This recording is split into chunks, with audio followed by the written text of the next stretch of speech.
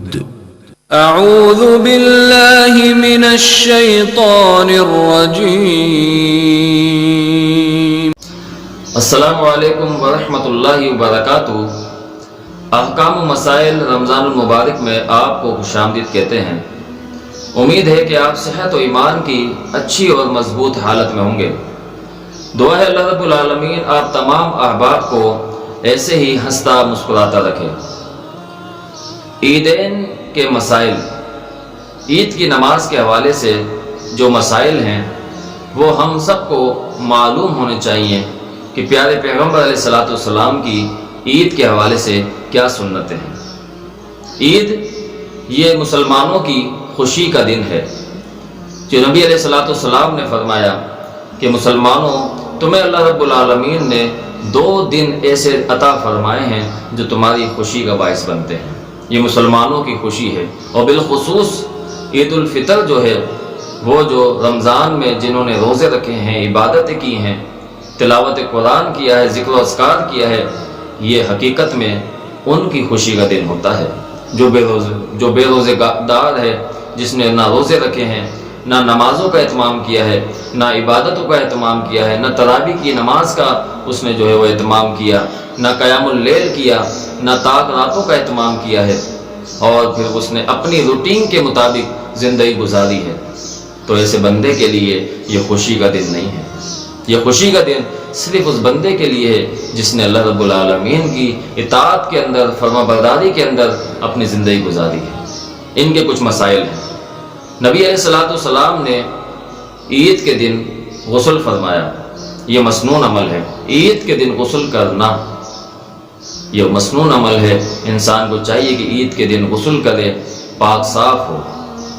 اسی طرح عید کے دن عمدہ لباس پہننا. اگر نیا لباس نہ بھی ہو تو صاف ستھرا لباس بندہ زیب تن کر سکتا ہے. ضروری نہیں ہے کہ انسان اتنا مہنگا اور عالیشان لباس ہی پہنے گا تب جا کے اس کی عید منے گی. اگر صاف ہے، لباس پاک ہے اور شریعت کے مطابق ہے تو یہ بندہ بھی خوشی میں شریک ہو سکتا ہے. کوشش یہی کرنی چاہیے کہ لباس پاک ہو، صاف ہو، صاف ستھرا ہو اور شریعت کے مطابق ہو. یہود و نصارہ کے طور طریقے کے مطابق نہ ہو. عمدہ لباس پہنا جائے. اسی طرح عید الفطر سے پہلے کچھ کھانا. رسول اللہ صلی اللہ علیہ وسلم عید الفطر کے لیے جب اپنے حجرے سے نکلتے تھے تو آپ علیہ الصلوۃ والسلام چند کھجوریں کھا کے نکلتے تھے. طاق اعداد میں کھجوریں کھانا، 1، 3، 5 طاق اعداد میں کھجوریں تناول کرنا. اگر کھجوریں نہیں مل سکی ہیں تو کچھ میٹھا بھی آپ کھا سکتے ہیں. اسی طرح عید الاضحیٰ کے دن آپ علیہ الصلوۃ والسلام عید کی نماز کے بعد تناول فرماتے تھے.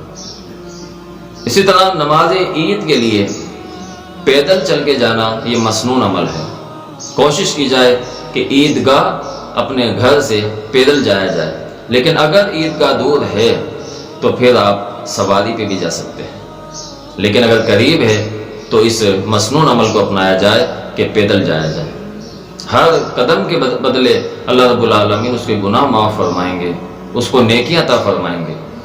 اسی طرح نماز عید ہر اس بندے پہ واجب ہے جو اس کا مکلف ہے، جو صحت مند ہے، تندرست ہے، توانا ہے. جو مکلف ہے اس کے لیے عید کی نماز واجب ہے. لیکن جو کمزور ہے، بیمار ہے، چل نہیں سکتا، پھر نہیں سکتا، اس کے لیے نماز اللہ تعالیٰ نے موقوف کر دی. اسی طرح نماز عید کے لیے خواتین کو بھی عیدگاہ لے کے جانا یہ بھی مسنون عمل ہے. ازواج مطہرات اور صحابیات عیدگاہ کے لیے اپنے گھر سے نکلتی تھیں اور باپردہ ہو کے نکلتی تھیں. صحابیات فرماتی ہیں کہ ہمارے پاس اوڑھنیاں نہیں ہوتی تھیں تو ہم اپنے ساتھ والی پڑوسن کی اوڑھنی میں لپٹ کر چھپ کر عیدگاہ چلے جایا کرتے تھے. اس سے معلوم یہ چلتا ہے کہ عیدگاہ جاتے ہوئے باپردگی کے ساتھ جایا جائے. فیشن کے مطابق نہ جایا جائے کہ خوشبو لگائی ہو اور بے پردہ ہو کر پھر عیدگاہ جا رہے ہیں. یہ کیسا ثواب، یہ کیسا دین ہے کہ ایک چیز پہ تو عمل کیا جائے اور دوسری چیز کو چھوڑ دیا جائے. اس لیے لہٰذا یہ ضروری ہے کہ خواتین باپردہ ہو کر عیدگاہ جائیں. اور وہ خواتین جو نماز نہیں پڑھ سکتی وہ بھی عیدگاہ جائیں، لیکن نماز کے وقت وہ الگ رہیں گی، اور جب مسلمان دعا مانگیں گے اس دعا میں وہ شریک ہو جائیں گے۔ اسی طرح عید کے لیے بچوں کو لے کے جانا یہ بھی مسنون عمل ہے۔ عیدگاہ جاتے ہوئے تکبیرات بآواز بلند کہی جائیں۔ عید الفطر کی جو تکبیرات ہیں وہ شوال کا چاند نظر آتے ہی تکبیرات پڑھ لی جائیں گی، اور عید کی نماز پڑھنے کے آنے کے بعد تک تکبیرات جو ہے وہ پڑھی جائیں۔ اسی طرح عید الاضحیٰ ہے، وہ 9 ذوالحجہ سے ہی تکبیرات کا سلسلہ شروع ہو جاتا ہے، پھر 9، 10، 11، 12، 13 تاریخ تک وہ تکبیرات کا سلسلہ چلتا رہتا ہے۔ اللہ اکبر، اللہ اکبر، لا الہ الا اللہ، اللہ اکبر، اللہ اکبر، وللہ الحمد، ان تکبیرات کو بآواز بلند کیا جائے۔ اسی طرح نماز عید کھلے میدان میں ادا کرنا یہ مسنون ہے۔ کھلے میدان کے اندر ادا کی جائے، لیکن اگر کوئی مجبوری ہے، کوئی خوف ہے، ہراس ہے، تو پھر اپنے علاقے کی مسجد میں ادا کی جا سکتی ہے۔ بارش کا مسئلہ ہے، کوئی خوف کا مسئلہ ہے، کوئی مجبوری ہے، تو وہ اپنے علاقے کی مسجد میں ادا کی جا سکتی ہے، لیکن اگر کوئی ایسا معاملہ نہیں ہے تو پھر عیدگاہ جانا ہی یہ مسنون عمل ہے۔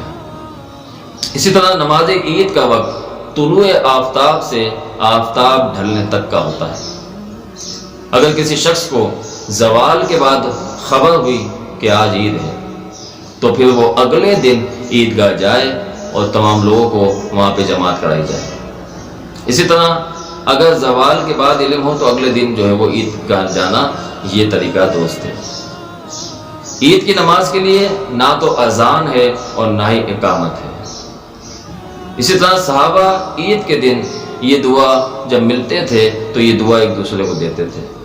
دعا دینی چاہیے، تقبل اللہ منا و منکا، کہ اللہ رب العالمین آپ سے اور ہم سے رمضان کی اور ساب کا عبادتوں کو اللہ رب العالمین قبول و منظور فرمائے۔ ہاتھ ملایا جائے، مصافحہ کیا جائے اور یہ دعا دی جائے۔ لیکن عام طور پر ایک نیا طریقہ جو ہے وہ ایجاد کر دیا جاتا ہے کہ 3 بار لوگ ایک دوسرے سے گلے ملتے ہیں۔ یہ عمل کوئی مسنون عمل نہیں ہے، ایک بار ملنا بھی کافی ہو جائے گا، اور در حقیقت ایک دوسرے کو دعا دینا مقصود ہے۔ وہ دعا اکثر لوگوں کو آتی نہیں ہے۔ وہ عید مبارک، عید مبارک، خالی عید مبارک سے کام نہیں چلے گا، بلکہ دعا دینی چاہیے، تقبل اللہ منا و منکا۔ اسی طرح اگر عید جمعے کے دن آ جاتی ہے تو پھر پیارے پیغمبر علیہ الصلوۃ والسلام نے جمعے کے حوالے سے اختیار دیا ہے، چاہے تو عید کی نماز پڑھنے والا جمعہ پڑھے یا پھر یا تو ظہر پڑھ لے۔ اسی طرح نماز عید الفطر جو ہے کچھ دیر سے ادا کرنی چاہیے، اور عید الاضحیٰ قدر جلدی ادا کرنی چاہیے۔ یہ مسنون طریقہ ہے۔